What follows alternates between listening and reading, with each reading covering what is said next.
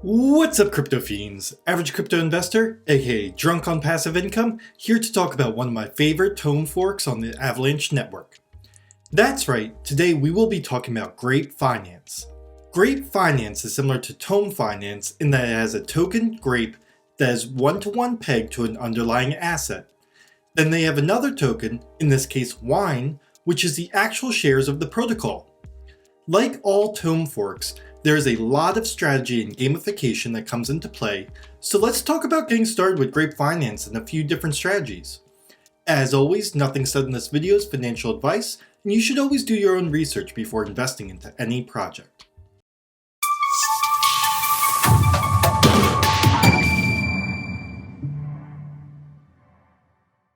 So first off, what is Grape Finance and how does it work? Well, it all starts with the Grape token. Similar to Tome, Grape's goal is to be pegged to its underlying asset through gamification within their ecosystem.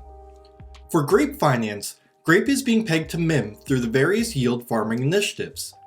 This already opens up an interesting, unique case for Grape Finance, since we won't have to worry as much about the underlying shifts in price action of the asset that is being used for a peg.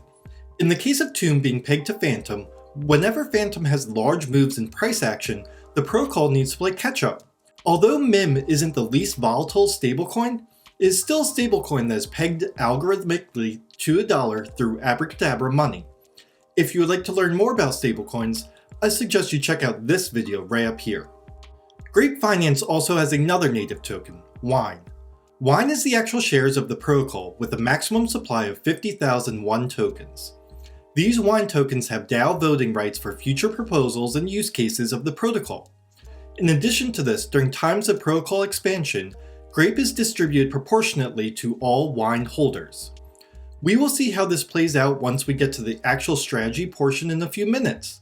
Since Wine is a fixed supply asset, over the course of Grape Finance's roadmap, we will most likely see price appreciation as more total value gets locked within the protocol. There is one last token within the ecosystem, which is GBond or Grape Bonds. These GBonds are used to re-establish Grape's peg to MIM during times in which Grape's value is less than MIM's. GBonds are bought utilizing Grapes in a 1-to-1 ratio. These Grapes are then burned, resulting in a reduced Grape supply, raising the price of Grape and bringing it back to the peg. Then when Grapes are above the peg, GBonds can be redeemed for Grape tokens with an extra incentive for the longer they are held above the peg. Unlike most other Tomb forks, GBonds don't have an expiration period, so the longer you hold, the more bonus Grapes you will receive. GBonds, however, can only be redeemed when the treasury has a positive Grape balance, which happens during expansion periods or when Grape is above peg. So all of this is well and good, but how do you actually make money with Grape Finance? There are really three different phases of strategies that we will need to consider. The three phases are above peg, at peg, and below peg. Each of these phases will determine where you should be putting most of your assets and where you should be claiming and staking your new rewards. If you enjoy these types of strategy reviews, make sure you hit that subscribe button down below so you can see every one of my strategies as they come out. Without further ado, let's review the first strategy for Grape Finance. Grape Finance defines Zone 1 as their above peg strategy, which they define by the TWAP or time-weighted average price being above 2. That means every Grape is worth at least 2 times as much as 1 MIM. During these periods, the first step is entering the ecosystem. Since Grape is so far above peg, we will be buying and staking Wine instead. The Wine will be staked in the winery within the Grape Finance dApp and earns Grape rewards. The winery only pays out rewards when Grape's TWAP is above 1.01. The amount of Grape that is actually being paid out depends on the expansion rate, which you can see here. Currently, there are more than 1 million Grapes in circulation, so this means there will be an additional 1% of the supply minted each epoch. It is also important to note if the protocol recently recovered from being under peg, the winery goes into a debt phase option. These are periods in which there are GBonds outstanding that still need to be redeemed. During these periods, 65% of the newly minted Grapes will be sent to the Treasury Fund to prepare for GBond redemption. Once the Grapes within the Treasury is sufficient to meet all debt obligations, expansion rates return to normal and continue paying out in the winery. Now that we have our Grape rewards from the winery, Grape Finance suggests taking profit on 20% of your Grape rewards and splitting the remaining grape rewards into one of the 3 LPs. Obviously, you should always have a take profit strategy, so that part makes sense. And putting the rest of your rewards into one of the LPs allows you to start accumulating more wine, which you can compound into the wine staking pool that you started with. Your profit taking can either be used to move assets to a different protocol, pay expenses, or you can hold it as MIM and buy more grape when it is at or below peg so your dollar goes further. There are a couple tweaks that I have made to this strategy when we are over peg. The first is that I start this strategy when the TWAP is over 1.5 rather than 2. I believe this gives a better advantage to not only accumulating both wine and grapes, but also allows you to take profits on a more regular basis. Also, when I'm moving to the LPs, I ignore the grape wine LP completely. This LP will have the most impermanent loss compared to the rest, since both grape and wine will fluctuate more in price than MIM. The last thing is during my accumulation phase, all my profit taking will be put back into wine. Since wine has a fixed supply, I believe having regular dollar cost average into accumulating more tokens will pay off over the longer term. Now let's take a look at the strategy when grape is at or near peg. Grape Finance calls this stage 2 and uses a TWAP between 1 and 1.99, or for me between 1 and 1.5. The way to enter the ecosystem during this phase is by buying equal amounts of grape and MIM and creating the grape MIM LP token. That token is then staked in the vineyard for wine. There's 110.810592 wine released every day across all the LPs and is part of the smart contract. Now there is pool weighting at play. As more total value is locked into an LP, it will gain a greater share of the 110 wine that is released to each pool. Depending on the percentage share that you have of the pool, depends on how much you will actually be earning. Now that you are accumulating wine, you have a couple choices of what to do with that wine. You can either stake in the winery to earn more grape rewards, or combine the wine with the grape token to farm in the grape wine LP pool to earn even more wine. Either way, during these periods is about compounding and accumulation. You want to compound and keep depositing more during this period so that you can have more rewards during take profit points. I personally still try to build up my staked wine during this period to take advantage of grape being over peg and accumulate more grape in case it falls below peg for bonding. The last strategy is when grape is below a TWAP of 1 or below peg. Grape Finance refers to this phase as Zone 3. During this phase, you again want to enter the ecosystem through buying equal amounts of grape and MIM to start accumulating wine rewards by staking in the vineyard. As you accumulate wine, instead of staking it within the winery, you will want to buy more grape, or combine it with your wine to stake the grape wine LP within the vineyard as well. That's because the winery isn't going to be paying out any grape until grape is back above peg. This phase is also the only phase in which you want to purchase GBonds with your grapes. This allows you to sacrifice some grapes now, so that way your GBonds can be redeemed for even more grapes after the peg is achieved and surpassed.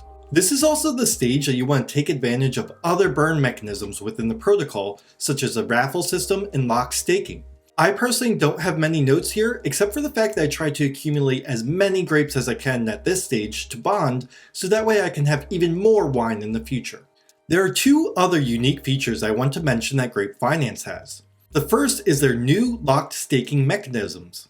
These locked staking mechanisms work similar to a combination of other node projects, as well as Drip's gamification and maximum payout percentages. There are 2 different nodes that you can currently create, one with 50 grapes and one with 0.5 wine. Each account can have an unlimited number of nodes, and they pay out between 1.5 and 3% a day with a maximum of 500% return on investment. The maximum return on investment is based on the node pool balance and is not guaranteed. Every single week, the account that creates the most nodes will receive 5 wine, and each node created during that week gives an entry to a weekly 5 wine prize that is sent to a random account.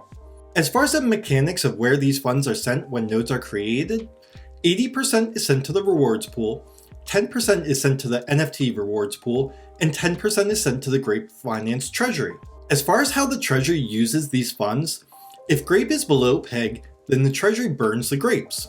If the TWAP is greater than 1.01 but less than 1.1, it will sell half the grape for MIM and create Grape MIM LP to increase liquidity and protocol-owned liquidity and stability. If the TWAP is greater than 1.1, then in addition to the aforementioned strategy, the Treasury will also invest in non-protocol specific investments to generate a return for future Treasury growth.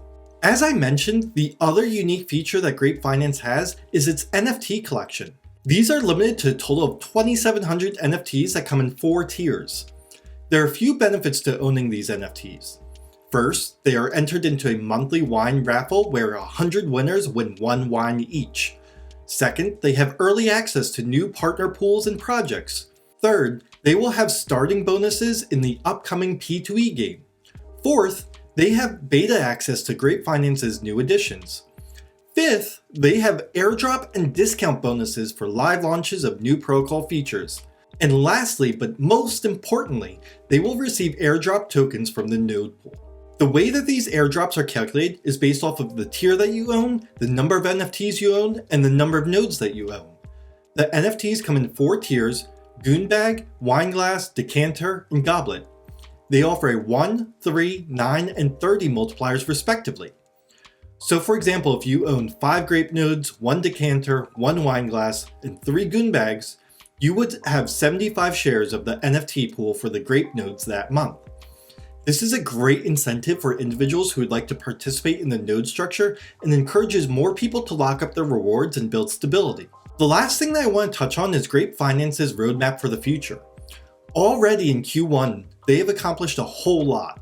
This includes things like marketing, grape staking for wine rewards, signing up for auto compounders, implementing the ZAP contract, weekly grape burns, governance votes, and the NFT drop.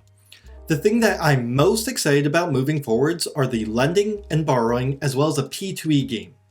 Both of these could be huge changes to the protocol and are projected to come in Q2. Also in Q4, the team is going to try and release a mobile app as well as partnering with crypto payment gateways to accept Grape. This is one of the things I would love to see more DeFi protocols trying to do, so that way the DeFi world can more seamlessly integrate with traditional finance. Are you currently farming on Grape Finance or any other Tome forks? Let me know in the comments below. Grape Finance has an aggressive roadmap laid out in front of them, and if they're able to pull off half of what they're aiming for, wine could explode over the long term. If you liked this video and learned something here today, I would appreciate if you could leave me a like down below. If you want more of this type of content, why don't you subscribe with the bell notification turned on so that way you can be alerted when my next video goes live. That's all for now, stay safe, and don't worry crypto fiends, we are all going to make it.